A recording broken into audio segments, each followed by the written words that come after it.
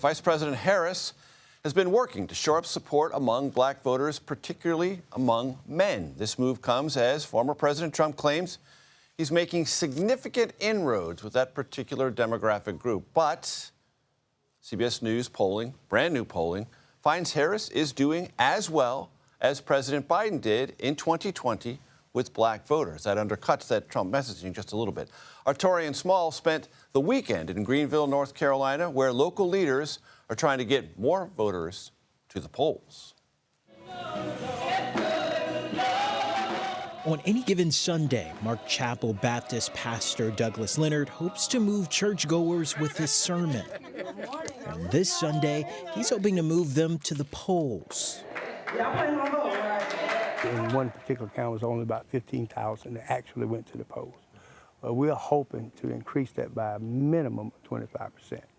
He's planning to bus his members to local precincts on Election Day, a new effort to tap North Carolina's mostly rural and black Edgecombe County. If we can get this area to exercise that right, our candidate will win. This area, though, is inside the state's only toss-up House race this cycle, after North Carolina redrew its congressional map last year. We'll protect our... The young man who's now in the 1st Congressional District went in on the old map, right? And now he's on the new map. And he's having some challenges.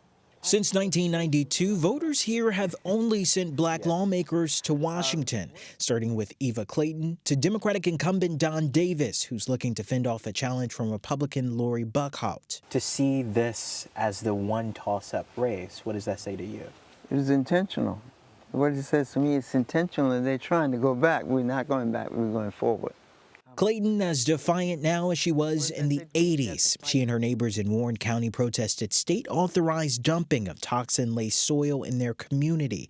Bill Kearney's family lived within walking distance of the landfill. Some people speculate it was chosen because it was considered poor, rural, politically impotent, and it had a high percentage of black residents. Their fight birthed the movement now known as environmental justice. We just want the best for all. And I think that was the community core of Warren County. You'll also find the town of Princeville in North Carolina's 1st Congressional District in recent decades burdened by natural disasters, but also by generations of injustice.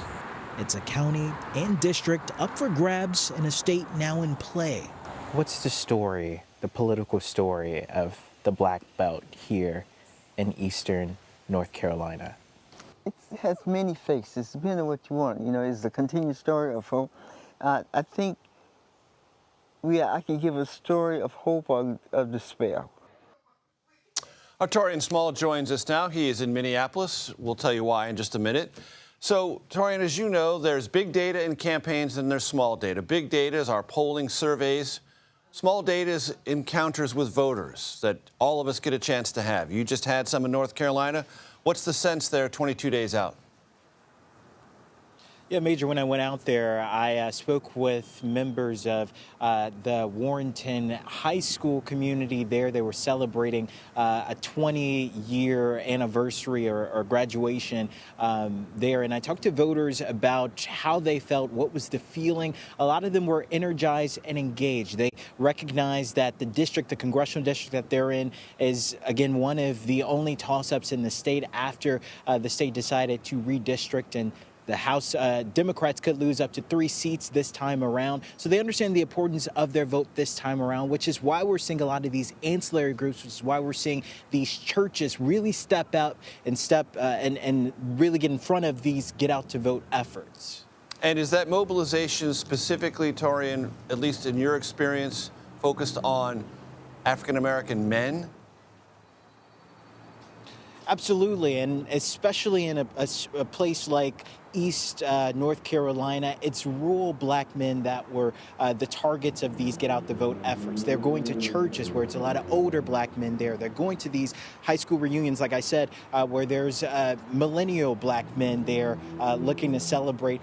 I've seen a lot of tents set up, a lot of vote registration sets up around there. Again, the message there is to reach these black men because polling show, especially our polling show, that's a part of the Democrats' base that is slower to return to the vote this time around. Taurean, I mentioned you're in Minneapolis because you're on the J.D. Vance plane. What's up with the vice presidential nominee for the Republicans?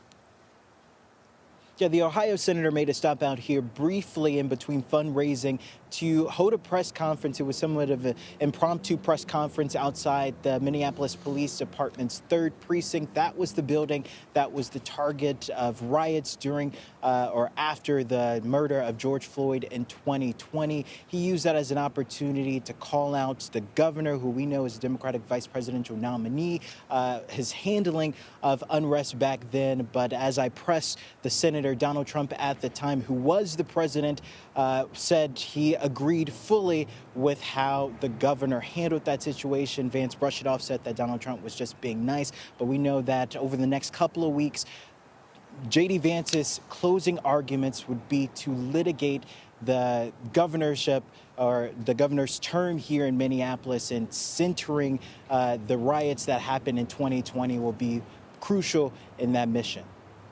Revisiting 2020, and no one is likely to be nice about it. Taurean Small, thank you very much.